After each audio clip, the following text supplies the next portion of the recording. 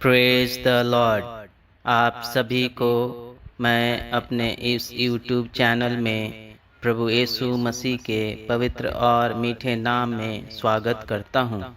मेरे इस channel love of God पर आज फिर मैं आपके बीच में उपस्थित हूं एक नए विषय के साथ। और आज का विषय मैंने चुना है कि नए घर में जाने समय कौन कौन से बाइबल के वचन को पढ़ना चाहिए। तो आइए देर न करते हुए एक एक वचन की ओर चलते हैं। और हमने 5 बाइबल वचन लिए हैं जो नए घर में जाने समय पढ़ना चाहिए। तो आइए हम पहले वचन की ओर चलते हैं। और पहला वचन मैंने लिया है भजन संहिता 121 अध्याय का 8वां पद। और यहाँ पर इस प्रकार से लिखा है, यहोवा तेरे आने जाने में तेरी रक्षा अब से लेकर सदा तक करता रहेगा। और यहाँ बहुत स्पष्ट है, यहोवा का मतलब सब जानते हैं, परमेश्वर पिता आपके हर एक कामों में यानी आने जाने का मतलब है कि आप जो कुछ भी करते हैं, घर से निकलते हैं और घर में आते हैं, तब तक हर समय परमेश्वर आपकी रक्षा करता रहेगा इस वचन के अनुसार। तो आइए अब हम दूसरे वचन की ओर चलते हैं। और दूसरा वचन मैंने लिया है नीति वचन 24 अध्याय का 3 और 4 पद। और 3 पद में इस प्रकार से लिखा है, घर बुद्धि से बनता है और समझ के द्वारा स्थिर होता है।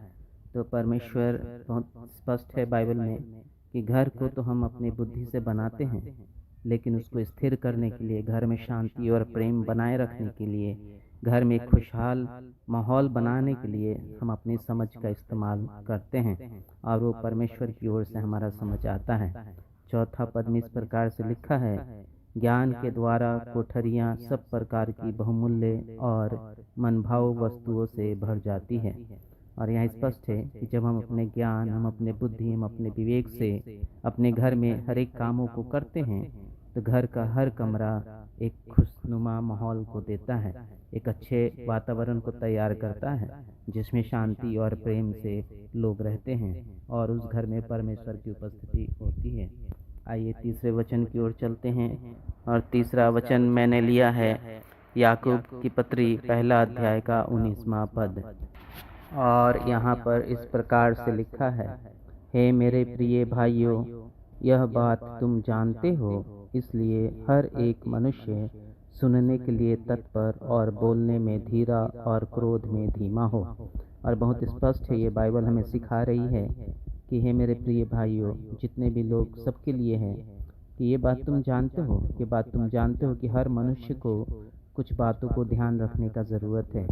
क्या ध्यान रखने की ज़रूरत है?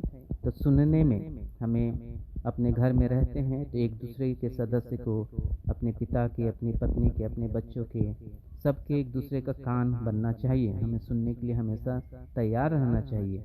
और बोलने में धीरा मतलब कि धीरे, मतलब कि जब भी हम बोलते हैं तो ऊंची आवाज़ में ना बात करें।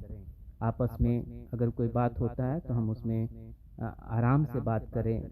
और क्रोध में भी धीमा, और गुस्सा ना के बराबर हमें रखना चाहिए घर में। तभी जाकर उस घर को स्वर्ग का घर बनता है, परमेश्वर का आशीष और कृपा उस घर में उतरता है। तो हम सबको अपने घर में सुनने वाला, कम बोलने वाला और कम से कम गुस्सा करने वाला मनुष्य होना चाहिए। आइए अब हम चौथे वचन की ओर चलते हैं।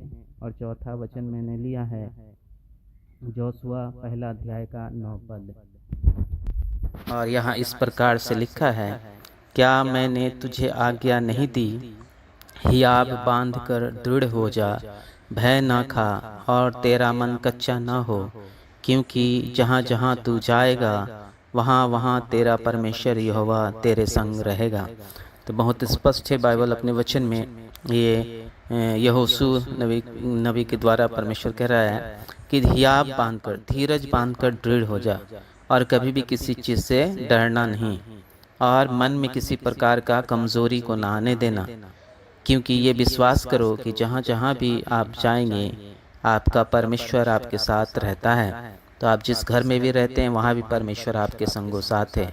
इस बात को हमेशा याद रखने की ज़रूरत है। और इस बात के तहत आपको दृढ़ता के साथ बिना भय खाए और बिना मन में किसी प्रकार का कमजोरी लाए अपने घर में आप रह सकते हैं। और पांचवा बात और आखिरी बात जो मैंने चुना है वो है व्यवस्था विवरण 28 अध्याय का 6 पद। और यहाँ पर इस प्रकार से लिखा है, धन्य हो तू भीतर आते समय और धन्य हो तू बाहर जाते समय। परमेश्वर बहुत स्पष्ट रूप से कहता है कि जो भी उस घर में आता है और जाता है वो सब धन्य होंगे। अगर आप अपना जीवन अपने नए घर में प्रवेश कर रहे हैं और इन वचनों को अपने याद करके घर में प्रवेश करें और इन वचनों को हमेशा अपने मन मस्तिष्क में याद रखने, अपने हृदय में याद रखें, तो निश्चित ही आपके घर में आने वाला और जाने वाला हर कोई परमेश्वर का आशीष का भागी होगा। यहीं पे समाप्त करता हूँ। आइए अब हम प्रार्थना करें। अनुग्रहकारी दयालु सर्वशक्तिमान परमेश्वर पिता, आपको धन्यवाद देते हैं कि आपने आज इस वचन से हमें तृप्त किया कि हम अपने नए घर में जब भी प्रवेश करें तो परमेश्वर आपके इन 5 वचनों को लेकर अपने जीवन में उसे उतार कर परमेश्वर हम उस घर में रहने पाएं, जिससे आपका कृपा, आपका अनुग्रह उस घर के ऊपर हमेशा बना रहे और जो भी हमारे घर में आते हैं उनके ऊपर आपका आशीष भी बना रहे। प्रभु जी, जितने भी सुनने वाले आज इस वचन को सुने उन सबको लिए मैं प्रार्थना करता हूँ कि ये 5 वचन से अपने घर को परमेश्वर आपका घर बनाने पाएं। अपने जीवन में इन 5 वचनों को उतार कर जब भी नए घर में प्रवेश करते हैं परमेश्वर इन 5 वचनों के साथ प्रवेश करे, अपने जीवन में उतार कर इसे सचित्र कर परमेश्वर आपके आशीष का भागी हो जाए। प्रभु जी, आदर महिमा आपको देते हैं। विनती प्रार्थना हमारे उद्धारकर्ता प्रभु यीशु मसीह के नाम से मांगते हैं, आमीन। आप सबको बहुत बहुत धन्यवाद कि आप लोग वीडियो देखते हैं और पसंद करते हैं। Thanks for watching.